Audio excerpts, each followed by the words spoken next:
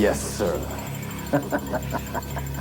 This is a real 80s old school action film starring Sandra Bullock. At least that's what my DVD says, but when it's one of those evil films on a double-sided disc, you know it's got to be false advertising, and it's also a sign of how bad it's likely to be. And yes, Sandra Bullock is only in it for fleeting appearances, but thankfully, Hangmen is so terrible that no matter how little Sandra Bullock appears, it's worth watching time and time again, simply to exercise your vocal cords by laughing.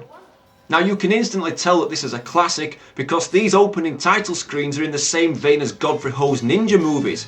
I could watch this all day. But we don't have time for that.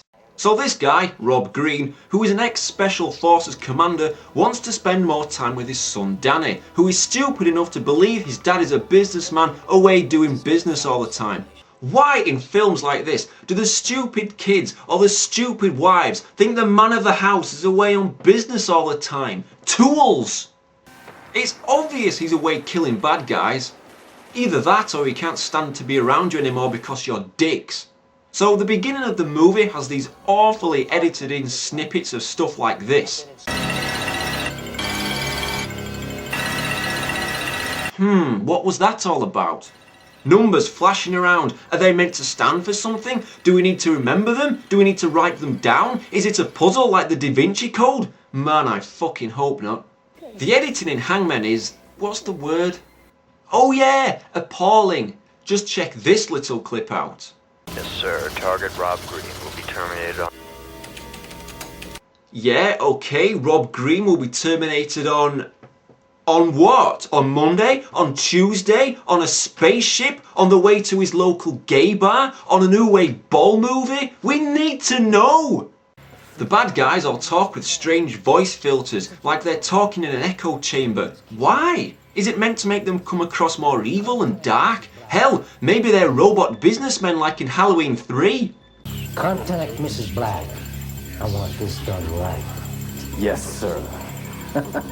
So Rob Green is sitting in an abandoned building, typing up his resume, begging for the opportunity to act once again once this film is released, but he suddenly senses danger. What, does he have a spider sense? Spider sense, danger! So he sets up a trap involving a shotgun, and a mere 2 seconds later, a cop comes storming in through the window and he's blown away. How convenient! Rob takes out another copper, which is easy because the cop apparently only moves in slow motion while Rob moves in real time, which is not fair at all. Maybe he actually moves really fast like in the Matrix. Anyway, he then blows up a car outside for no reason whatsoever, and he rolls away and then he seems to fall down a hole in the ground. So, he's our hero, yeah? He can sense when a pig is about to come flying through the window, but when there's a hole in the ground, he's as blind as a fucking bat.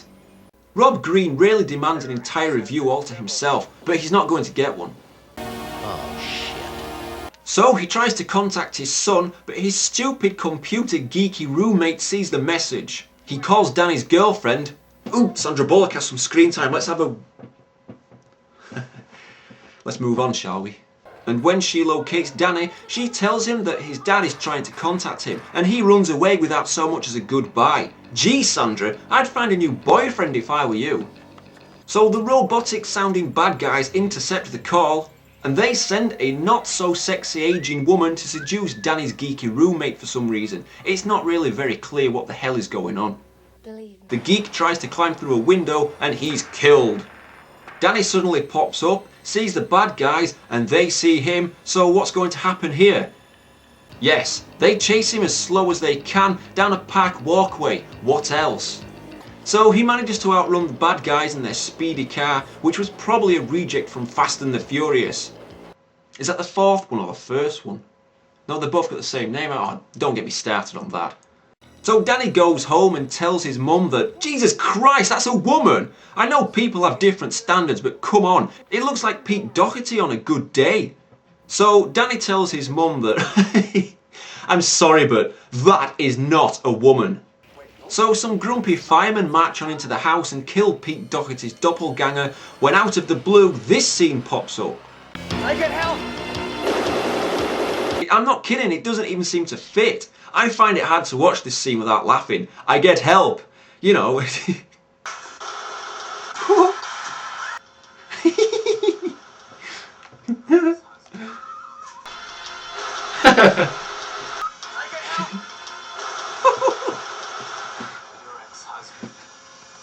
Oh man.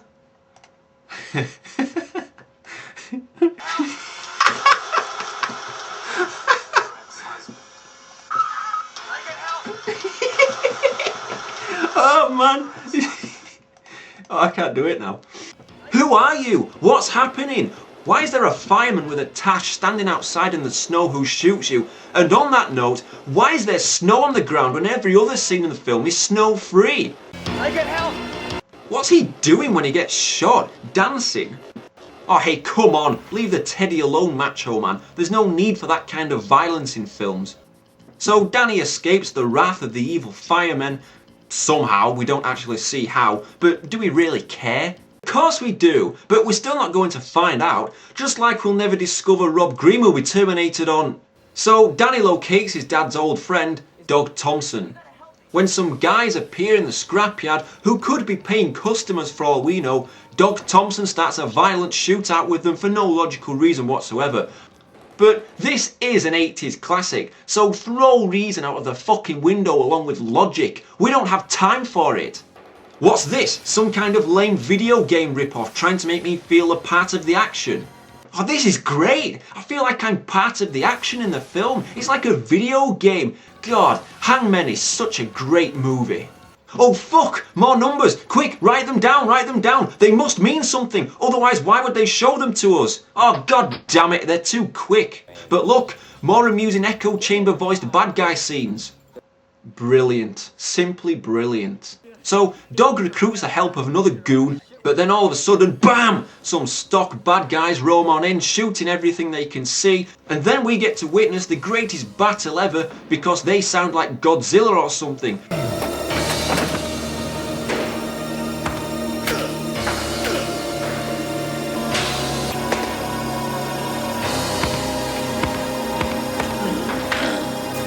Maybe you have to be stoned when watching this sequence, but I completely misunderstood it for being crap and laughable, but maybe that's what they were going for.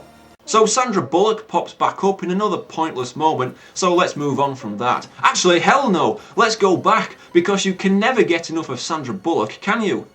So she's walking along and, oh no! What's happening to me? Ooh, a lane point of view shot. I must be going dizzy. Oh no! Men in white suits are taking me away. I swear I didn't want to be in this movie. They threatened me by offering me big dollars.